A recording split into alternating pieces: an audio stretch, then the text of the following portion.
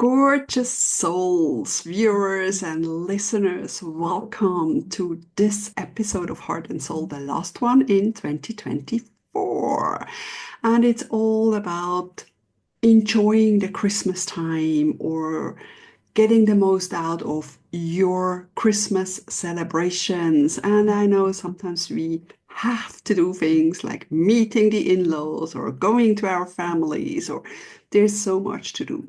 So enjoy tips and tricks and insights from Janet and I to make this a more enjoyable kind of time for you. And also, as the winter solstice is coming, the shortest day here on the northern hemisphere on the 21st, bringing more light into the next cycle and, of course, into the new year. Thank you, Janet, for being here. Oh, Caroline, you know I love being with you. I love our little chats. And yes, I think this is a really important one to end this year with because we're coming into that sort of festive season, or we're already in that festive season. As you can see, I have my decorations up already.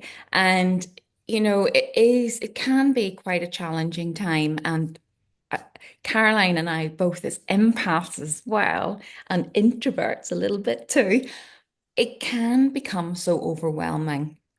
And I think that we wanted to sort of talk to you about, if you feel like that, you know, how to bring the joy back. Because when you feel that pressure and that sort of, you lose the joy. And I think it's about sort of finding your way through this season. So if you feel like Caroline and I do, we have some tips for you how to cope and make sure it is a joyful Christmas time for you too. So, Caroline, do you have a top tip that you can share with our viewers and listeners? Just that quote, like, perfection is the thief of joy. So I learned to make it easier, not having that perfect Christmas dinner and everything included, but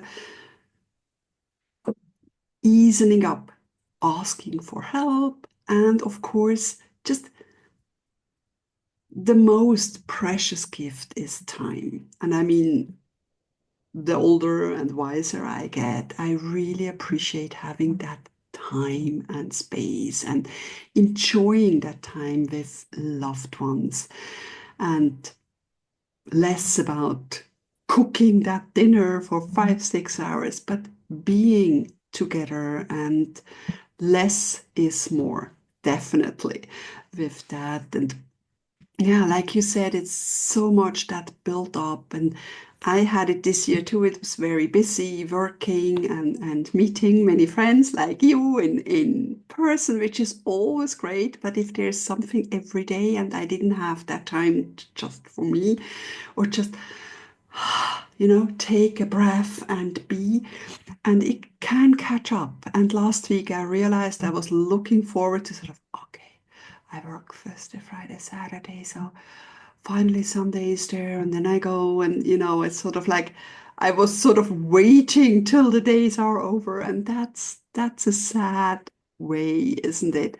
Instead Mhm. of enjoying the present moment and each day, you're sort of waiting for it to be over or for the time that it's calmer. And so take a minute each day or 2 minutes just for yourself and have a cup of tea or take a deep breath or learn to prioritize. Look at what your plans are for the day or the week, the week ahead, and be self-conscious and truly cancel things that drain your energy or aren't important for this time.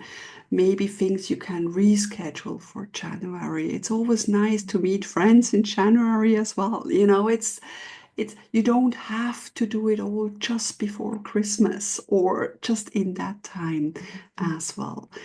Make yourself a priority and listen to your heart. Say yes to yourself by saying no to others. And that's really, really important. Absolutely. That's a huge self-love advice there. I mean, I also find this time of year, my health is normally can not be good. And we're probably here, and I know in the UK we have a lot of illnesses going around at the moment. There's a lot of chest infections, there's a lot of colds, there's a lot of even pneumonia. So we're starting sort of like I know this time of the year when I get run down because I'm so hectic. And as you sort of say, the stress element as well really affects my health, is that it's important to take self-care, make time for self-care. And I make sure that I get enough sleep. And as Caroline says, if there's things that aren't important, leave them. They can be done another time. It's okay. And, so that you do allow time for yourself to take care of you. I mean, as well, I was just saying, because of these colds and flus and things that are going around, I have a jar of Manuka honey, and that's been proven to be a great natural antibiotic. And kills a lot of bacterial sort of infections. So it's great at this time of year. And I take a spoonful of that every day. And along with making sure I get enough sleep, I take some, obviously with the dog, I'm out taking some exercise. And I think also living by the sea, actually, the sea air is actually quite good because normally I can get a lot of sinus infections. But touch wood. Um, so far, I've not been so bad, but I also have a special spray that I use once a day to keep my sinuses clear, and it's got active silver, it's called, and it really helps to make sure that my sinuses are clear from bacterial, fungal, and microbial um, infections, and that has really, really made a huge difference for my health. Um, so it's really important, wrap up well. If it's really cold out there and you're taking the dog out, wrap up well. Have those hot drinks because hot drinks are also really good at sort of, clearing sinuses. Like a hot lemony drink is great. There's things that you need to, or a hot bath, a nice relaxing bath that again the aromas can also help to clear your sinuses or clear the airways and just help your body relax, or a nice massage if you know somebody who's a good masseur. you know but it's definitely taking care of yourself is really also important because when you're in good health you can cope with things much better, because when your health you know when you're depleted, it's very hard to keep going. And then it's very hard for your body to fight infections or anything that's out there. So really make a point of caring for yourself. Yeah, definitely. Looking after yourself and yeah, ginger, lemon, and of course, curcuma. And yeah, ginger is also really, really helpful as well as, of course, honey. And just, yeah, taking that time. And if you don't feel up 100%, look after yourself because, especially this time of year, with so much clearing going on, if you're only down to 80% and then you overdo things, you catch things more easily than when you're fully rested. And yeah, give yourself that time. Yeah, maybe wrap time in a little present and give it to yourself. Because, yeah, it's just think back of the fondest memory of Christmas. What was it? Who was there? And just feel into what made it so special and try to bring that into today. Often it's just the one person that you had a discussion or just sitting there sipping tea or something. And it's less about having the perfect roast or anything or the perfect tree or the most decoration. It's more the time you spend. Or I think as children, we always had real candles on the tree here in Switzerland, and so we played this game with my father, and this is really a really fond memory. Sort of, we let the candles go out, and then there were a couple of there, and we had to sort of figure out which one was the last to go out. And we were sitting there in quiet, in just peace, and just observing those candles go out one after each other. And this is this is time. This is sort of that space, that sort of creates more love. And I mean, this is one of the fondest memory with my father. He passed away over 30 years ago. And these are the things that our children or family will remember. Because when you ask your friends and family, what did you eat last time at Christmas? Of course, we usually have the same meal, but did it taste different? Was it? Of course, you love to prepare food and enter love into your dishes and everything, but it was less about that food. It's always about being together. And of course, if you have difficulty with special family members or in-laws or whatever, or especially with huge gatherings, as introverts, we truly need that space for ourselves. Take that. Maybe just go out into the garden or outside of the door and just take 5 deep breaths of fresh air. Allow yourself to center yourself, clear your energy.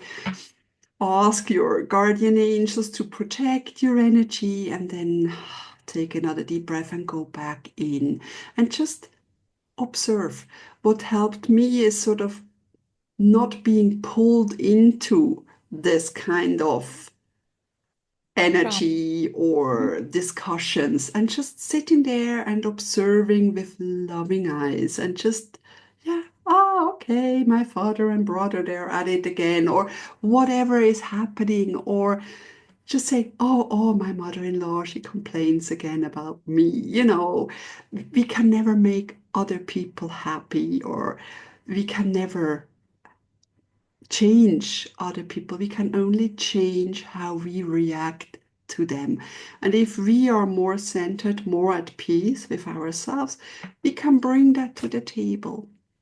And especially at winter solstice, because it's the shortest day here in the Northern Hemisphere, what I told my clients recently, some have lost their jobs, some have broken up, light a candle on that day and wish for the most magical job with beautiful co-workers in a really nurturing, loving surrounding, doing something that really nurtures your soul and makes you feel great.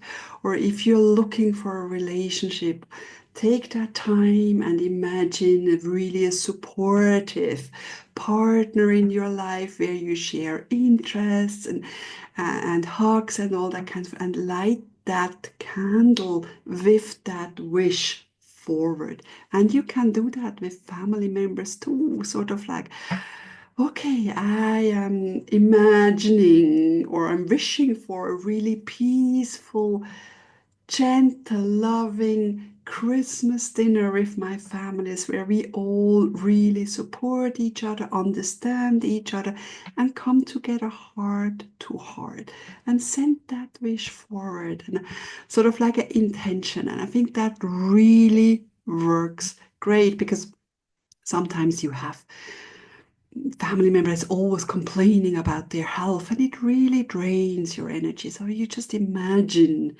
focusing on what all good and even maybe asking questions, be prepared, asking people, what they're looking forward in 2025, or what their dreams are, or what their inspirations are. And things Mhm. like this, you can always turn something around if you have sort of two, three things you can ask in a loving way. And of course, also what you're grateful for. It's all that uplifting things. And yeah, it's all within you. I love that. That is really lovely because it is that time of year. It feels like, the darkness. I mean, I do suffer with SAD, seasonal affective disorder. I don't like it being dark for so long. Um, but we're coming to that point where we're heading the shortest day, the 21st, and then we start having the longer evenings coming in. And I think Caroline is absolutely right. It's a time to sort of like it's like to cozy down, to nestle down, to a plan or to think about the future we want to create. And I love what Caroline said about lighting a candle and sort of setting your intentions, or you're putting your wishes out into the world at this time of darkness, because it's then the spring energy is going to come through again, and it brings all that hope and joy with it. And it is a very powerful time of the year to do that. And I think that with all of the busyness of this time of the year, and I think that the commercialism side has created that. I know here in the UK, there's just so much about sort of the the cost, the extreme wealth, the presence that people feel expected to gift to each other, and it's really hard on families because of the cost crisis here. And I think that it's, as you sort of say, it's not, it can be like if they just agree, like, only spend a certain small amount, a small gift, and just that's enough. But here it sometimes goes crazy. And it's not fair to put pressure on people to, when it's mo money, they don't need the things half the time. Or if you are gifting someone and you know that there's something that they particularly need, or you can contribute. There's different ways. And I know there's a lot of organizations here at the moment, because there's so many families struggling to have a Christmas, that they're, collecting, or they're asking for donations and things. And I think it's always quite nice if you have, is that you be grateful for what you have, but also to pass something on to someone else to make, hopefully bring them joy. And that is the giving, isn't it? It's the giving that brings us joy. It's not the receiving, it's the giving. So I think that's Definitely. really important. Yeah, and yesterday we were at the pet store getting some things, food for our cats. They eat a lot, two cats. And they had a Christmas tree there with wishes from the animal shelters. And we said, okay.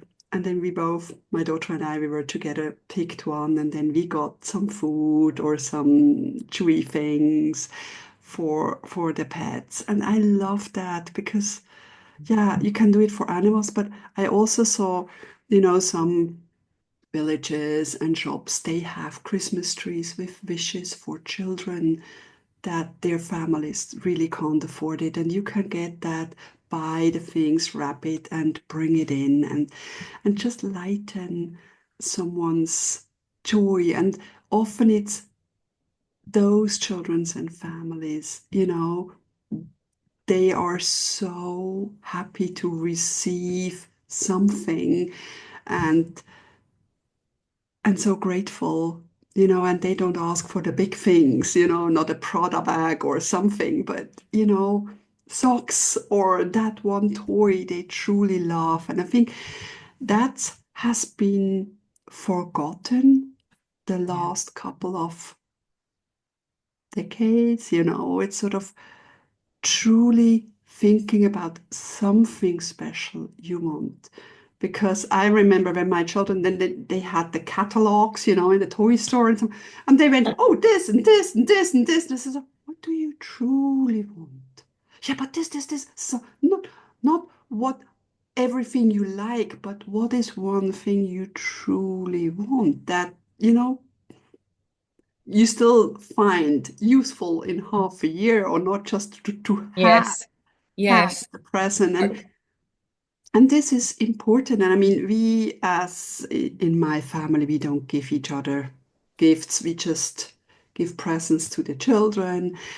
And I think that's also good. And when you have a family dinner, you can also contribute with a dish, you know, and that's always helpful too, because sometimes we don't know if someone is struggling a bit, or, overextending themselves just to make it perfect. So, and like you said, sharing the heart, and yeah, sharing time, being present. And I mean, sometimes the greatest gift is listening to someone. And I think that's truly important, because, yeah, we forget to be there and just be open and listen. Exactly. I think it is important where it's a time of year to be more caring, more compassionate, to show kindness and unconditional love, because I think those are the greatest gifts, as you sort of say, that you can share at this time of year. I've been just working on a little book inspired by my lovely Bailey, the dog.